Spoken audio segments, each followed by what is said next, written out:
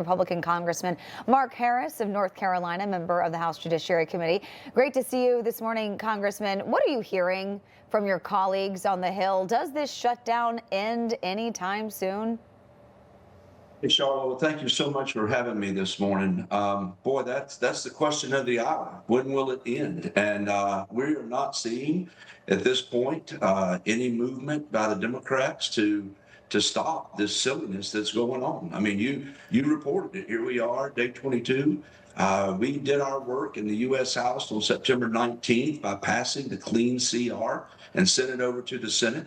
And now they have voted, I believe the number is 12 times, I almost lose count, rejecting that clean CR, which would have allowed us to be able to pass more appropriation bills to November 21st. That was the date.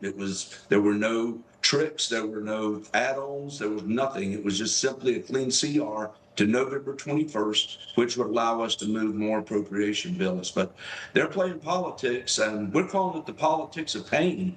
And the American people are the victims here. And while they're playing these politics, we're seeing people from our military that, thank the Lord, the president instructed Secretary Hegseth just a couple of weeks ago to make sure that we paid on the 15th of the month. But here we are now coming toward the end of the month. And all of these federal workers, they're at risk. And not to mention the people with WIC. I'm told that next month, SNAP will run out of money. So the poorest in our country are about to become the victims of Schumer's shutdown and the pure politics that they're playing right now. Yeah, you mentioned the American people are the ones feeling the pain, and Democrats now saying the quiet part out loud. Your colleague in the House, Democratic Whip Katherine Clark, called the shutdown, quote, leverage in a recent interview, while saying, yes, people will suffer. White House Press Secretary Caroline Leavitt with this response, putting out on X, the Democrats are now admitting that they are intentionally causing American families to suffer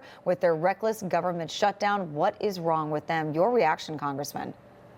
Well, I think Caroline's exactly right. And I think her statement is point on. And I think that when we really stop and look at the Democrats, we have got to recognize that they just got tired of Donald Trump winning. When you stop and see what this administration has been able to do in these first 9 months, 10 months, obviously we've been able to pass the one big beautiful bill, the working families tax cut.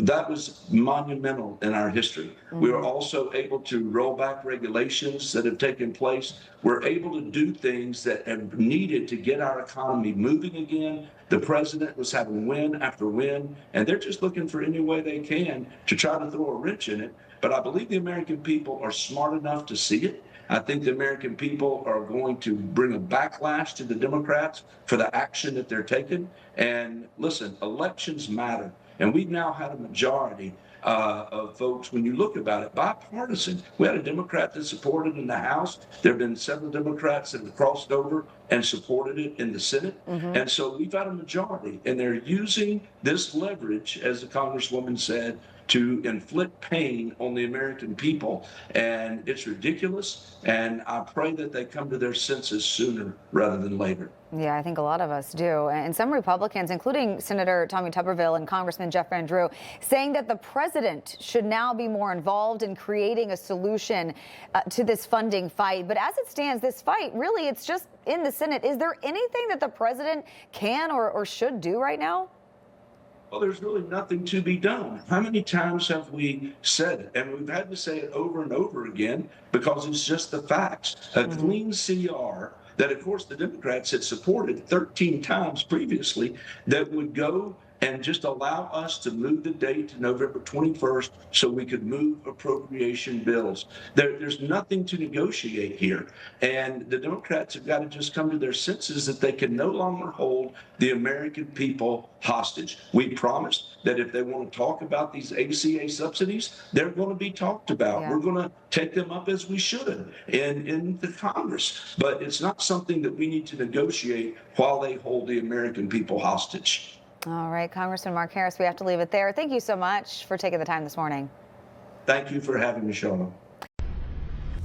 Information. Truth is freedom. Is Newsmax. It's real news for real people.